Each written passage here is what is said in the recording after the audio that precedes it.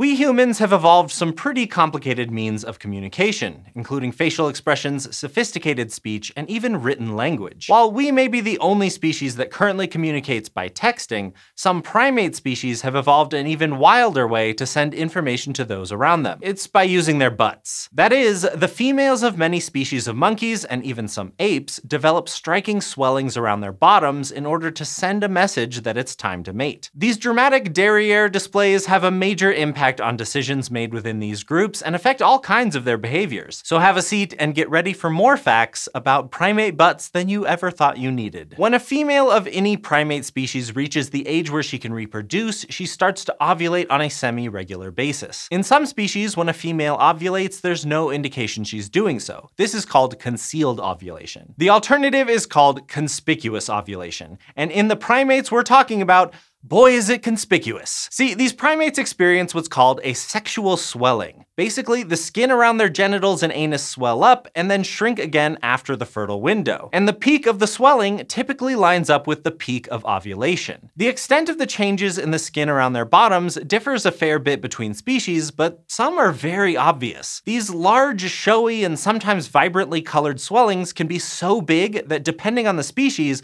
the female's weight can increase by 14 to 25% during her estrus cycle. And they don't just swell, their butts often turn bright red as well. These exaggerated swellings happen in many species of Old World monkeys, which are found in Africa and Asia, as well as some species of apes. And perhaps the most iconic primates with junk in their trunks are baboons. Most baboon species tend to spend a lot of time strolling on all fours through open short grass savannas, which means there's nothing blocking the sight lines to their back ends, swollen or otherwise. Baboons live in large groups with complex social orders, where certain matrilines are socially dominant to other lines. For these baboons, social rank really matters. It can influence their access to food and improve the chances of forming alliances and relationships in groups. Being higher status in the group ranks can even mean they get sick less often and that their wounds heal faster.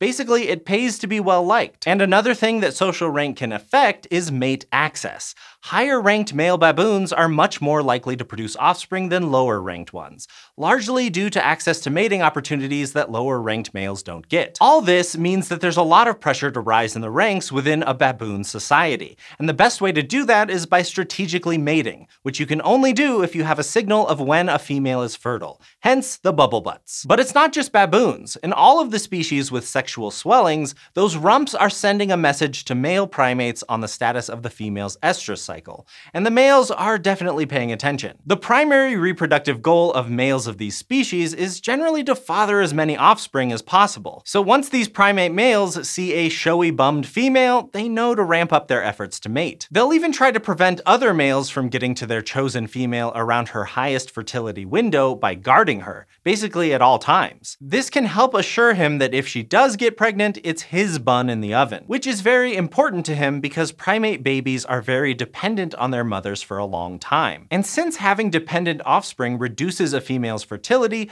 primate males know that a missed opportunity to father that offspring can cost him a lot in the long run. On the other hand, males will spend more time with the mothers of offspring they think are theirs, groom them more often than other group members, and even might share food with them. In fact, this fertility information is so important to these guys that in one species, when line of sight got blocked to the females' butts, they all had to find a new place to show off those same signals. We're talking about geladas, a type of monkey found in the Ethiopian highlands. They're unique among primates as the only known grass eaters, and they spend their days sitting in tall grass, picking and eating seeds. But this tendency to sit and shuffle along on their bums to forage likely made their back ends less effective billboards than they are in other species, so evolution got creative. See, geladas have large hourglass-shaped patches on their chests that turn dark red and develop bead-shaped swollen bumps when they're ovulating. It's a pretty dramatic look. Their bottoms do still swell a bit, but it's a lot less colorful and obvious than in other species. Instead, they rely on the chest patches to let male geladas see at a glance which females are ovulating,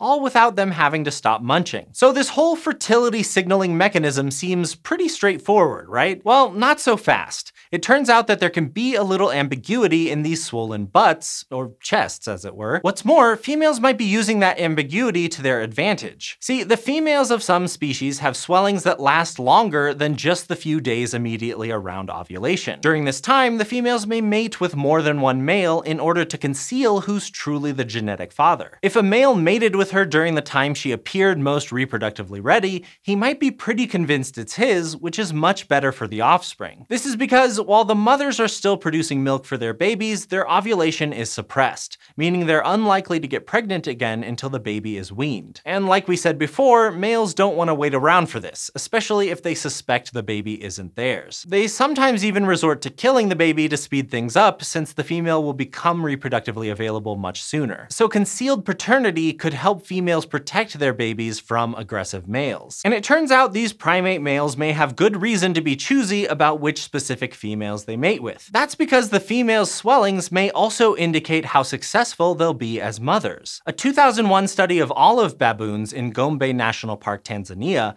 found that female olive baboons with larger swellings matured faster and had more offspring than those with smaller swellings. On top of that, the showier baboon mothers had more offspring survive. And it does appear to be beneficial to advertise your health through your bright swollen bottom when it comes to mate choice. This same study also found that baboon males pick up on this cue and fight harder to mate with females that have larger swellings. So these males have pretty good reason to be picky about which females they dedicate their time to. Since they end up spending a lot of time guarding their mates from other males, it leaves them less time for other important tasks like foraging for food. It's also dangerous business fighting off other males, so they want to ensure the female they're protecting is the most likely one to rear the very best bouncing baby baboons. However, other studies looking at whether a bright butt signals a bright future as a mother have been a little less definitive. A study from 2015 of Amboseli baboons found that bigger rumped females weren't attracting any more mates than their smaller rumped counterparts. Not only that, but bigger swellings didn't even seem to correlate with fitter females. Reproductively fit, that is. The study didn't look at which females bench press the most. So it doesn't appear that a bigger butt is reliably an indicator of reproductive success across species. And that may be because it's not just about looking at overall health, but also the importance of timing. It turns out the swellings can provide more detailed information about the individual, which is helpful for males in determining where to best concentrate their efforts. See, the first few times a female's estrus cycle kicks in after she's given birth, she's not likely to conceive.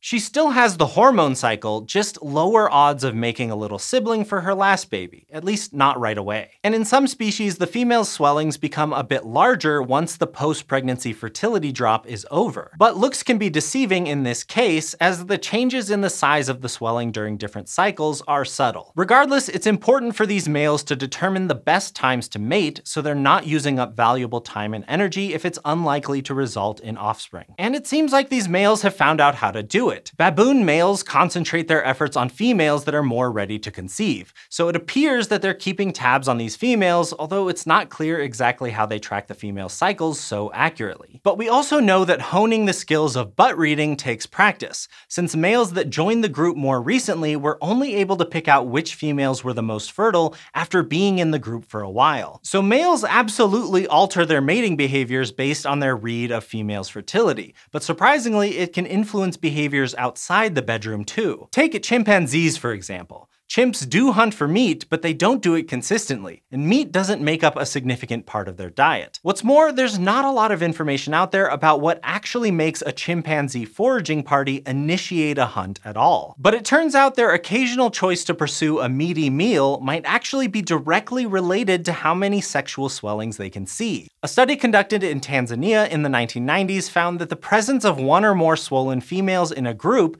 made it much more likely that a foraging party would start hunting. This may simply be because reproductively ready females tend to be surrounded by more males, and the more males in a group, the more likely they are to have success on their hunt. But this meat-seeking preference could also signal that food type may play a role in sexual selection. Chimpanzee males appear more likely to provide meat to estrus females, who are in turn more likely to mate with these generous males. And females that receive the most meat also tended to have more reproductive success. So even though the hunting of meat is not directly a sex-related act, it still might be strongly tied to the male's efforts to woo a mate. So when it comes to the factors that influence these swellings in primate females, we're still trying to get to the bottom of it all. But something tells me that it shouldn't be too hard to get researchers interested in this topic, which could lead to even more derriere discoveries. And now you know. There's a delightfully complex evolutionary story going on with the back ends of our primate cousins,